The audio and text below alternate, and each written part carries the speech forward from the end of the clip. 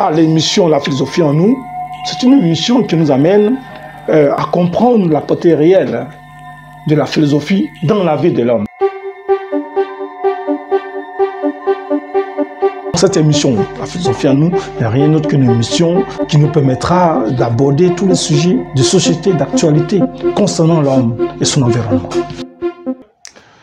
Bonjour à tous. Aujourd'hui, nous allons voir la notion d'égalité. Égalité, la notion d'égalité. Qu'est-ce que l'égalité? Qu'est-ce qui peut être égal? L'égalité n'est rien d'autre qu'un rapport symétrique d'une chose. Un rapport égal d'une chose. L'égalité. Mais pourquoi parlons-nous d'égalité? D'où vient ce terme égalité? Pourquoi penser l'égalité? Dans la logique, l'égalité tire son fondement même dans la production de l'homme. Ce que j'appelle l'existence de l'égalité. Mais avant de voir cette notion d'égalité, voyons ce que nous dit Voltaire et Rousseau sur l'égalité.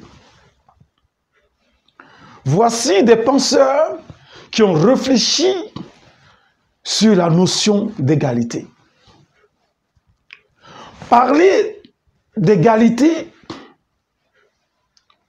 c'est parler de ce qui peut être commun et partagé.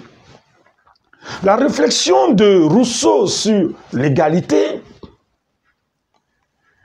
n'est rien d'autre que ce qui pourrait être juste, la justice, ce qui pourrait être juste pour la société, ce qui pourrait être juste pour l'homme. Et que faire pour que nos actions soient égalitaires? Voilà la réflexion de Rousseau qui va l'amener au contrat social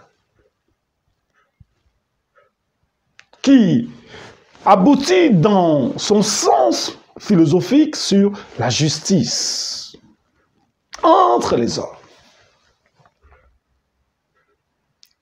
Mais remontons à la source même, à l'origine, je dirais, de l'égalité.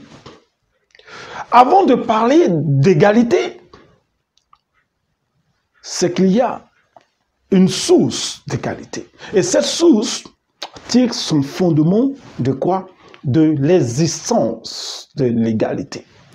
J'aime beaucoup l'expression existence parce que pour moi, dans ma conception d'analyse de l'homme, je pars toujours de ce qui produit la chose ou de ce qui peut produire la notion de la chose. Donc, on peut partir d'abord de l'existence de l'égalité. Et cette existence tire son fondement de ce que la nature ou l'existence veut égal pour l'homme. Donc, depuis l'existence de la nature ou de l'homme, la notion d'égalité était déjà présente, ou elle est toujours présente. Parce que la question philosophique serait peut-être: l'existence est-elle inégale? Ou la nature serait-elle inégale? Ou comment cette existence qui donne existence à l'existence peut être inégale. Donc, dans la production même de l'homme, dans la production de la nature même, l'égalité est déjà là. Donc, nous avons tous été déposés dans la nature comme des êtres égaux. Nous avons tous été déposés comme des êtres égaux. À la seule différence des autres êtres, l'homme a cette faculté de penser, de réfléchir. C'est pourquoi on peut parler d'un être pensant. Mais si déjà l'homme s'inscrit dans une analyse des essences pensantes, c'est dire qu'il y a déjà une égalité dans la constitution de l'homme. C'est ce que j'appelle l'égalité biologique. L'égalité biologique n'est rien d'autre que la manière dont nous avons été tous produits par la nature. L'égalité de l'homme se caractérise par quoi? La même faculté de conscience que nous avons tous. En chacun de nous, il y a ce qu'on appelle la conscience. Dans chaque être humain, doué de conscience, la conscience détermine l'homme. Donc, tous, par la conscience, nous sommes égaux. Et Aristote, pour aller un peu plus loin, dira que la raison, qui est l'art de penser, est universelle. Cette raison, elle est universelle. La rationalité de la raison fait l'universalité de la raison. D'où de l'homme égal à un autre. Parce que la raison nous habite tous. Et la raison nous anime tous. Et la raison nous détermine tous. Cette forme d'égalité me rend semblable à l'autre. Mais peut-être se différencier par ma manière de penser. Mais l'égalité biologique, constituée, reste la même. Donc, la notion d'égalité a une profondeur qui est d'abord naturelle. Et j'aime ça. Elle est naturelle parce qu'elle est produite par la nature, par l'existence.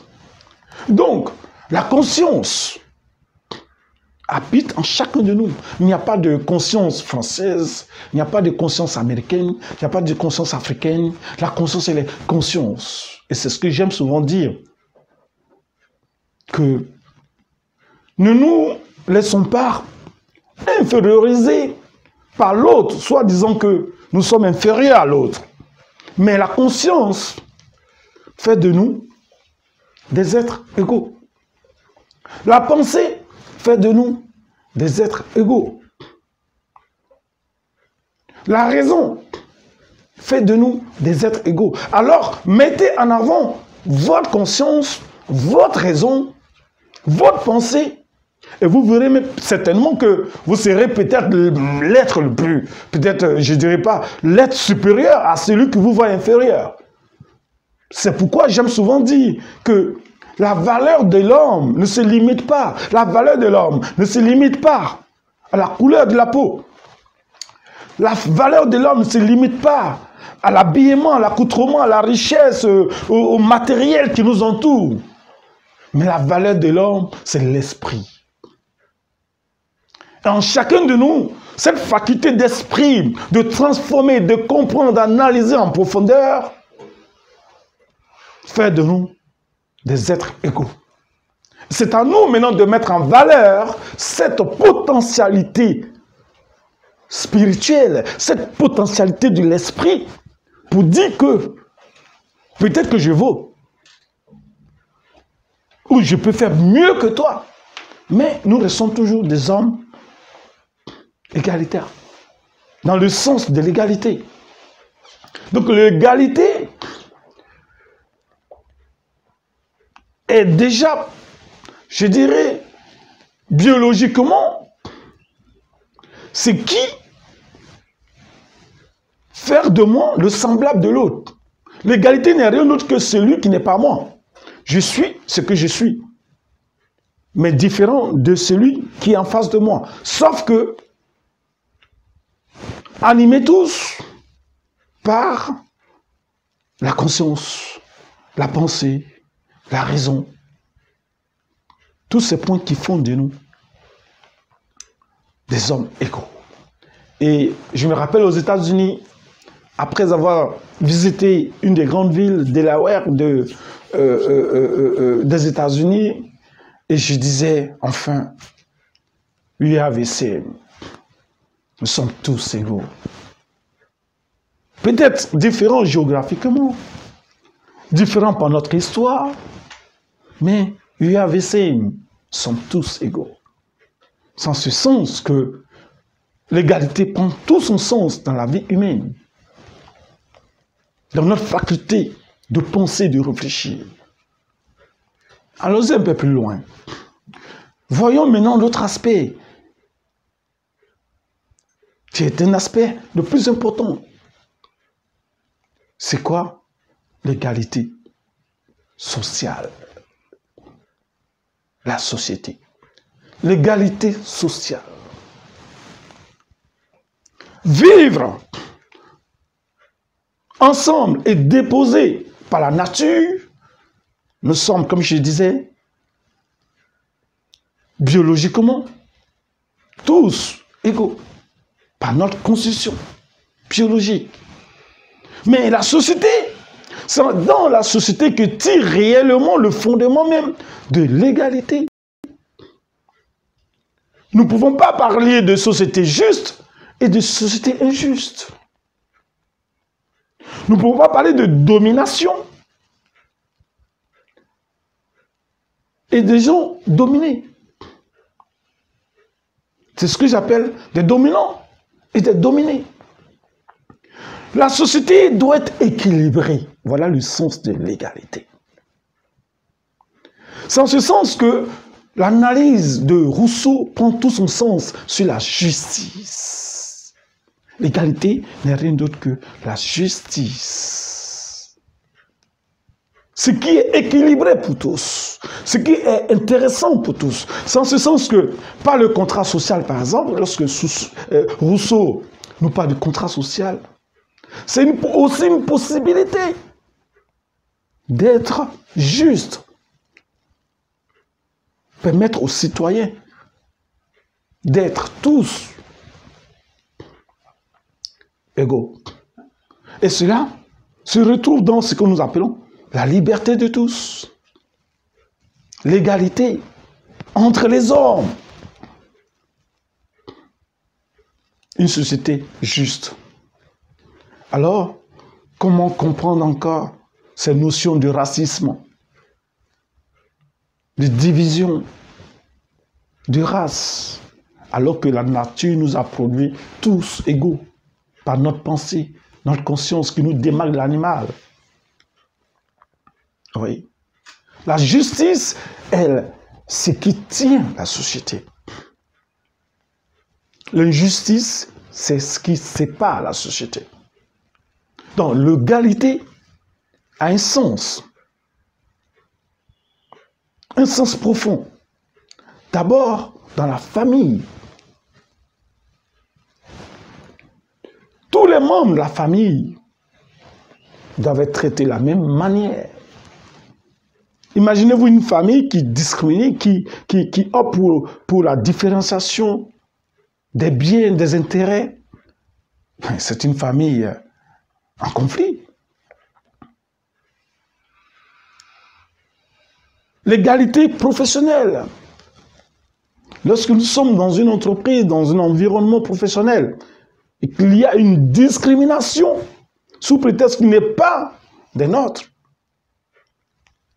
La discrimination, l'inégalité dans le salaire, où on ne peut pas profiter réellement de ce qu'on produit, où nous sommes exploités, volés par le patron, par exemple, le directeur. C'est une injustice. Chacun doit mériter de son salaire en fonction de la valeur et de ce qu'il produit. Voilà aussi une forme d'égalité. Donc, nous sommes toujours dans l'égalité sociale qui prend en compte la vie familiale, l'égalité dans la vie familiale, l'égalité dans la vie professionnelle. Nous pouvons aussi parler de l'égalité dans la vie économique. Nous avons tous le droit d'entreprendre librement et donc traiter de façon égale dans un espace que nous occupons tous. Donc l'égalité, c'est ce qui tient l'individu. C'est pourquoi on parle de l'égalité entre les individus. Tous les individus. L'égalité a un sens. Tout le monde doit être traité de la même manière, gagner de la même manière, selon son niveau ou selon sa qualification, selon son domaine d'expérience. C'est ça l'égalité. Donc l'égalité reste avant tout un problème mental. Mental pour celui qui doit comprendre, mental pour celui qui ne comprend pas. Mental pour celui qui doit comprendre en ce sens que celui-là doit penser l'égalité entre les hommes. Et celui qui ne comprend pas doit comprendre que tous les hommes sont tous égaux. Autrement dit, il n'y aura pas de vie. La socialisation de l'individu donne un sens à l'égalité de l'individu. Voilà le sens même de l'égalité.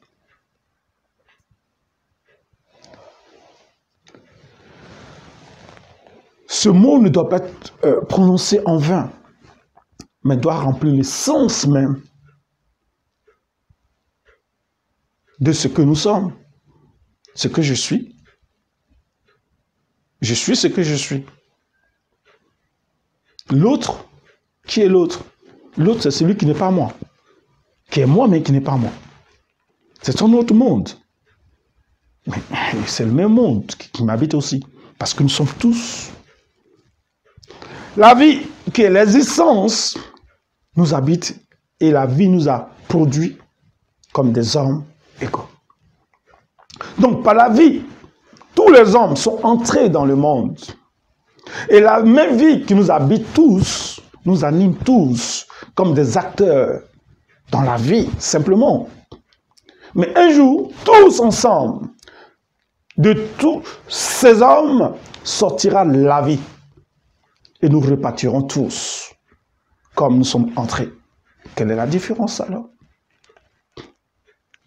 Il y a une vie pour tous, il y a une mort pour tous.